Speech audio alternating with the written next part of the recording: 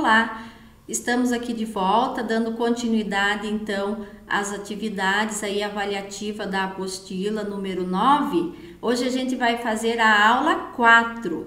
É uma atividade avaliativa de história, ok? Não esqueçam de colocar a data no espaço aqui do dia que vocês estão realizando a atividade.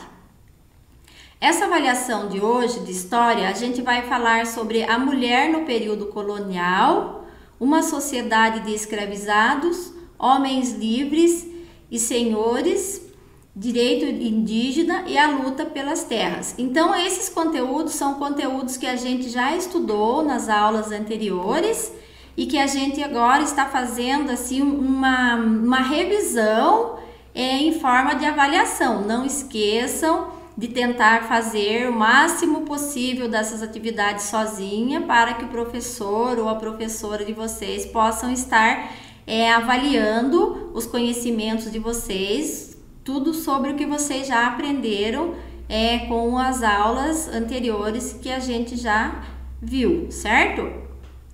Então, vamos lá. Essa imagem aqui, ela está retratando a mulher no período colonial.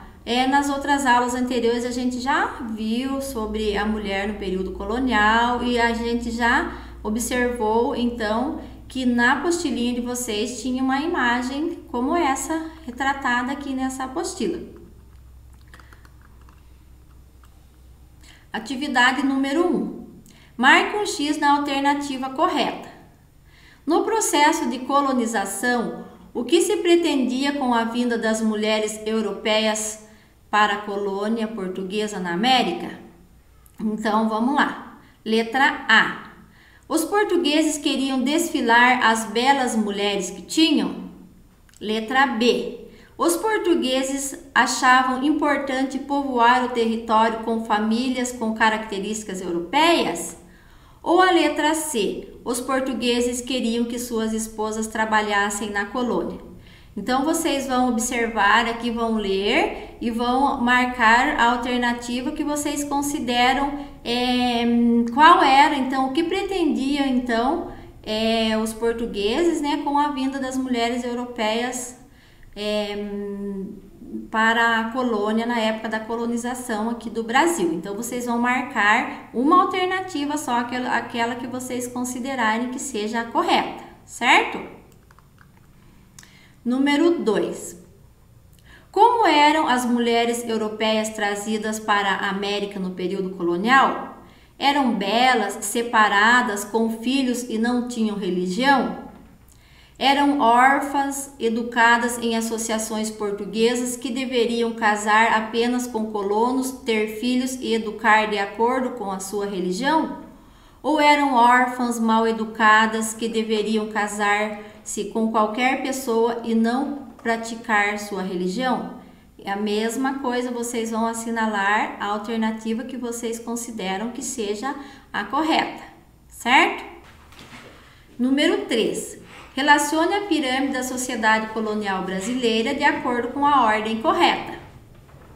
Então, aqui embaixo temos a imagem sobre a pirâmide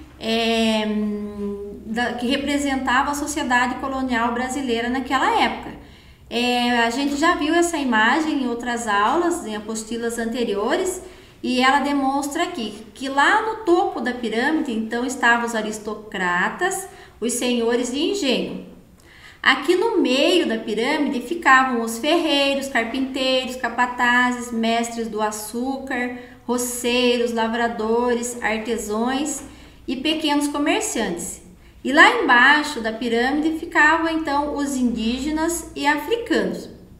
Então vocês vão enumerar, só pegar a letra, por exemplo, aqui, vão relacionar aqui. Aqui do outro lado tem a letra A, que está falando sobre os escravizados, a letra B, senhores da terra, e a letra C, homens livres. Então vocês vão colocar então aqui de acordo com essa legenda que quem eram os aristocratas e os senhores de engenho? Era o que? Era a letra B, eram os senhores da terra. Então, vocês vão colocar, então, a letra B na frente de aristocratas e senhores de engenho. E assim vai fazer com as outras duas alternativas, certo? Número 4. Observando a pirâmide social da atividade anterior, marque um X na alternativa correta. Quem está no topo da pirâmide? Escravizados, senhores de terra ou homens livres? Então, vocês vão assinalar quem está no topo da pirâmide, observando a pirâmide anterior que a gente já falou sobre ela.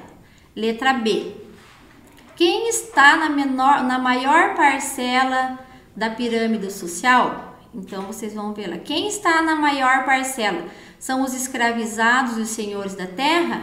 Homens livres e os senhores de terra? Ou os escravizados e os homens livres? Então, vocês vão observar aqui, voltar lá na pirâmide, aqui logo acima. Quem é a maior parcela aqui? Olha para vocês verem, observe bem a imagem. Olha, quem está na maior parcela? E aí vocês vão assinalar a alternativa que corresponde à perguntinha logo acima aí, ok? Número 5. Leia o texto e responda a questão abaixo. Escravidão no Brasil e escravos no Brasil. No Brasil, a escravidão teve início com a produção de açúcar na primeira metade do século XVI. Os portugueses traziam os negros africanos de suas colônias na África para utilizar como mão de obra escrava nos engenhos de açúcar no Nordeste. Os comerciantes de escravos, os portugueses, vendiam os africanos como se fossem mercadorias aqui no Brasil. Os mais saudáveis chegavam a valer o dobro daqueles mais fracos ou velhos. O transporte era feito da África para o Brasil nos porões dos navios negreiros, amontoados em condições desumanas. Muitos morriam antes de chegar ao Brasil, sendo que os corpos eram lançados ao mar. Nas fazendas de açúcar ou nas minas de ouro, a partir do século XVIII, os escravos eram trazidos da pior forma possível. Trabalhava muito, recebendo apenas trapos de roupas e uma alimentação de péssima qualidade. Passavam as noites nas senzalas, que eram galpões escuros, úmidos e com pouca higiene, acorrentados para evitar as fugas. As mulheres negras também sofreram muito com a escravidão, embora os senhores de engenho utilizassem esta mão de obra principalmente para trabalhos domésticos, cozinheiras, arrumadeiras e até mesmo amas de leite. Foram comuns naquele tempo da colônia. Então, aqui vocês vão observar aqui então o textinho que a gente acabou de ler, que fala sobre a escravidão no Brasil, como que os escravos, né, os negros africanos, eles eram trazidos naquela época da colonização. E baseado então nesse textinho acima, a gente vai responder essas questões A, B, C e a D, certo? Então, a questão A. Segundo o texto, quando começou a escravidão no Brasil? Então, vocês voltam lá no texto e vão ver lá quando que começou, né, a escravidão no Brasil. Letra B. De acordo com o texto, os portugueses traziam os negros africanos de suas colônias na África para quê? Então, para que os portugueses queriam os africanos nas colônias do Brasil? Letra C. Como era feito o transporte que trazia os escravos para o Brasil? Explique. Letra D. Quais eram as tarefas realizadas pelas mulheres negras? Então, também vocês vão encontrar essa respostinha lá no texto que a gente acabou de ver logo acima. Número 6. Marque V para verdadeiro e F para falso. No Brasil, a escravidão teve início com a produção de cana-de-açúcar? Então, se vocês considerarem que isso foi verdadeiro, vocês colocam a letra V. Se for falso, vocês acharem que é falso, vocês vão colocar o F. Os negros mais saudáveis chegavam a valer o dobro dos demais? Também vocês vão assinalar verdadeiro ou falso para a afirmativa. O tempo de viagem que os escravos levaram para chegar ao Brasil foram de 10 dias? Se vocês acham que sim, vocês vão colocar V. Se vocês acham que não, vocês vão colocar então a letra F. Os senhores de engenho, proprietários das fazendas de cana-de-açúcar, tornaram-se ricos e poderosos? Então, se vocês consideram que sim, vocês vão colocar V, a letra V. Se vocês acham que não, vocês vão colocar a letra F, certo? Número 7. A número 7 vai falar aqui então sobre os indígenas, né, e o direito deles sobre a terra, ok? Leia o artigo abaixo e depois responda.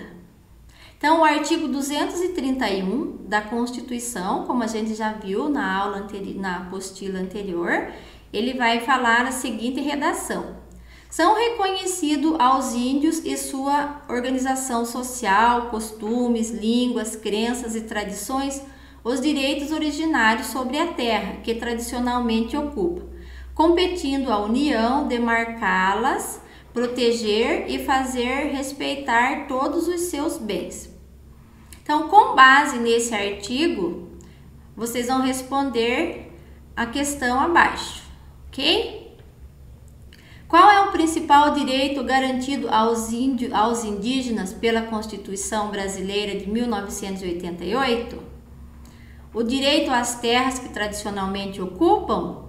O direito a invadir qualquer lugar? Ou o direito de não viver mais da caça e da pesca? Então, vocês vão voltar lá em cima e vão ler novamente, né, o artigo da Constituição que fala qual era, então, o direito garantido pelos índios, para os índios, de acordo com a Constituição Brasileira de 1988.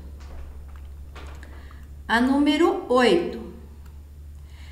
De que forma os indígenas podem lutar por seus direitos? Então, essa questão aqui vocês vão colocar lá os conhecimentos que vocês já têm sobre os indígenas e a luta pelas terras, e vocês vão colocar aqui a opinião de vocês de que forma os indígenas podem lutar, então, pelos seus direitos, ok?